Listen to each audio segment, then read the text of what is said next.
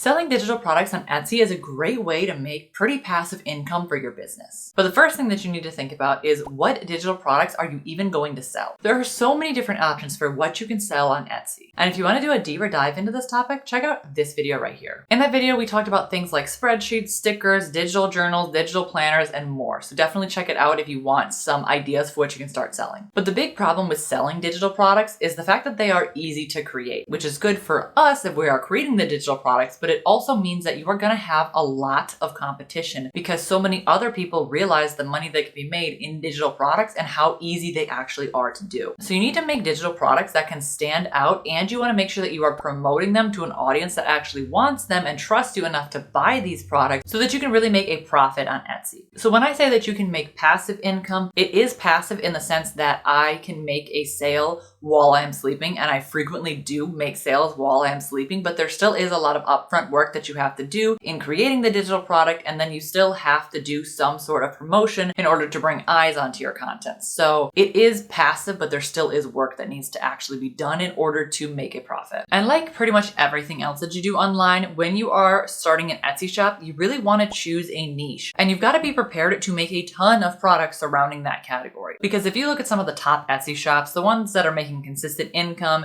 and they are ranking in search and they're the top sellers for the month, you can see that they have hundreds of products in their shop. Now, while you don't need to start your Etsy shop with 200 products, this is just something to consider when you look at how you can actually be successful in the digital product niche, because top sellers have a ton of different products. I saw between 200 to 400 different products in their shop. And I don't say that to overwhelm you, just to prepare you what you're actually up against. And this is a good idea because it's gonna help you have a better potential to get seen. If you have a ton of different products, you have a better chance to rank in Etsy search. And if someone comes to your shop and they see a product, but it isn't exactly what they're looking for, they are more than likely to click on your shop and see, do you have any other products that are similar, but not exactly like the one they were just looking at. And if you only have 5 products up in your shop, that isn't a whole lot of inventory for people to browse. But if you have a couple hundred, then people can look through the different categories that you have and they might find something else in your shop that they like, as opposed to the first thing that they were shown on Etsy. So that's something to consider when you are choosing your Etsy niche. The next thing that you need to do is create and set up your Etsy shop. And there are a few features in here that I think newer sellers overlook or don't even know exist. So we're going to go through them right now. So the first thing that you want to set up is your public profile. Now, this is not your shop. This is just your Etsy profile. You want to put in a profile picture, your name, gender if you want, and you can put in your city. I personally just have mine set for United States since I'm not worried about local selling or anything like that. I really don't want people to know what city I live in, so I just put United States. The next thing you want to set up is your actual shop. So this is my shop here, and you can see that this is my Etsy profile over here where people can actually contact me. So if you go to edit shop,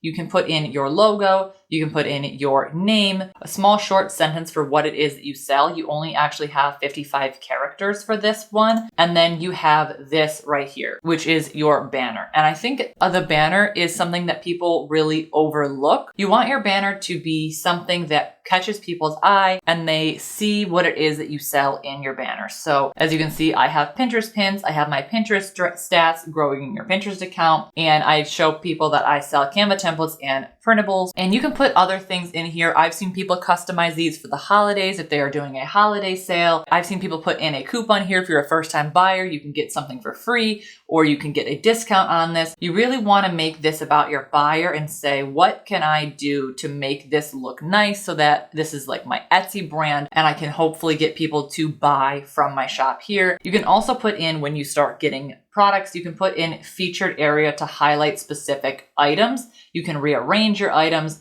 and then you have the option to add in categories as well. So this is a good place for any products that you are selling a lot of, any brand new products, basically like popular items is what I would typically put up there. There's a lot of different options. If we go to listings really quick, we can see the different sections that we have here. So for example, I have blogging tools and Pinterest templates. That's currently what I have here. You can go to manage and then you can have up to 20 different sections so that you can kind of categorize all of your stuff. That is a good way to help people figure out what you have in your shop if you have a ton of different listings so they don't have to scroll through every individual one of them. And then another thing on here that I think a lot of people miss because it's hidden behind a lot of settings is the about page on Etsy. So all you have to do is go here to settings, about your shop, and this is going to be your profile. If you have other shop members that you're working with, you can put those on there, but you want to go to story. Mine is currently not filled out because I'm still updating my shop, but you can start telling people about yourself, about your story, about your Etsy shop, about what you're doing. You can put in a video. You can add in different shop photos. So like people suggested putting in photos of you working or your workspace, or kind of giving yourself basically just more of a personality and showing people behind the business of what you are doing. And then you can also have different shop links as well. I think this is a really great feature that I wish was easier to find, because as you can see, you have to go through a couple settings just to find this. And I think it could be really helpful for a lot of smaller sellers. So I recommend either looking up a blog post on how to make this the most impactful, or looking in your niche and seeing if you can see anybody else's about page and see what they have to kind of capitalize on this as much as possible. Next, let's talk about adding products to your shop. So I'm going to go here to listings, and I'm actually going to click on one of my listings to show you what it looks like filled out. But if you want to add a new listing, you're going to go over here to add a listing. So I'm just going to click on this one here, and you see that you have the option to add a certain amount of photos, and you want to add as many as you possibly can. You don't need to fill out every single one. You just want to add as many as you can. And this really depends on what products you are going to be selling. If you are selling a physical product, you want to try and show that product in the best images possible. Of course, you want to style it and then show it off. You can also do a video as well. And when they were first testing out this feature, they did a test of people who were shown a video versus not shown a video, and people who were shown a video of your product were more likely to buy that product. So not really hard to do if you are going to be showing off a physical item. You know, you could just show off that item. They give you a couple options here. Or if you have this, a digital item, you can see kind of small here, but I'm showing off how to actually use my product. Since it is a digital product, it's just basically me recording my screen and showing you what I'm doing. And then you have a thumbnail as well. You basically can adjust it because the thumbnail is always a different size, and then you can zoom in or zoom out. Your thumbnail is going to be a little bit different than your photos here. Next, we have the